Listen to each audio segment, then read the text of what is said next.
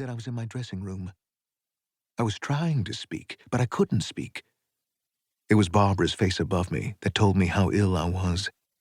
Her brown hair fell over her face, half hiding it, and her storm-colored eyes stared into mine with the intention of communicating something which I had to know, but did not know. "Be still," she said. "Don't move. Don't speak." But I wanted to ask her to forgive me for so many errors, so many fears. She took my hand. "Be still," she said. "Be still." And this hand held on to me. All my weight, the weight which scales measure, and the weight no scale can measure, seemed pulling downward against that hand. I seemed to be hanging in the middle of the hostile air, ready for the mortal fall, with only the frail white hand of a frail white woman holding me up. It seemed very funny. I wanted to laugh. Perhaps I did laugh, I don't know. Everything hurt so much. Barbara's face did not change. Her grip never relaxed. My eyes did not leave her face, which now seemed suspended in the middle of the light which filled my dressing room, which fell down on me from everywhere. Behind her face were other faces, shapes, sounds, movements, but they had nothing to do with me. I saw the face of Pete, my dresser, dark, vaguely oriental, staring at me with the same concentration I have known him to exhibit when watching a light cue being changed or a move being modified.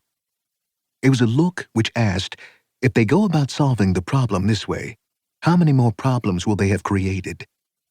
I like Pete very much. He's a very good man.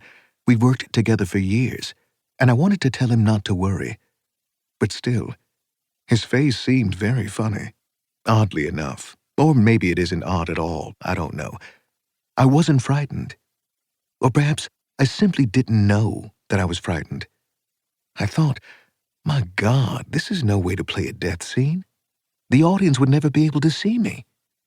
Then I decided it was a death scene being played not on stage, but on camera, and pretended that the camera was placed in the ceiling just above my head, a huge, long close-up with lights and eventually music to heighten my ineffable dying speech. But I could think of nothing to say, though I turned to Barbara with my mouth wide open. The pressure of her hand increased very slightly. I felt the tears roll out of my eyes and into my ears and onto my neck. I heard my breathing again, scratchy and loud, as though each attempt at breathing were creating a sandstorm. There was a movement far from me, a movement all around me. All the faces except Barbara's disappeared, and a strange face, utterly isolated in the light, stood above me. It was a broad face, with brown hair and blue eyes, a big, aggressive nose and fleshy lips. I recognized him immediately as the doctor. He reminded me, or rather his nose reminded me, of a Harlem barber who had sometimes cut my hair when I was a kid. This barber had had the biggest hands, the biggest fingers I had ever seen. One of his fingers, or each one of them, seemed bigger to me than my penis. I was only beginning to be terrified of this imperious bit of flesh, which was only at the beginning of its long career of blackmail. The doctor said that I could not be moved. He instructed them to put my feet up on pillows. He wanted the room emptied. All this I heard, or rather divined, from far away.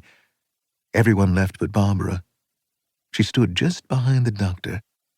She had let go of my hand, and now the doctor took it, loosened my belt, looked at me as though to say, "It's pretty bad, but don't worry." I couldn't speak, but the ham in me wanted to prove that I was no crybaby, that I was not afraid, and so I smiled. I watched him prepare the needle. Then I sought Barbara's face. She was standing very straight and still, far from me. I realized that she had neither removed her makeup nor changed into street clothes. I wanted to reprimand her for that. My eye returned to the needle. I knew that there was no point in asking what was in it. I thought of Harlem and all the needles I had seen there. "Make a fist," said the doctor, as who should say, "Come on now, be a man." I thought of all the boys I'd seen making fists. I made a fist. He swabbed my arm and plunged the needle in.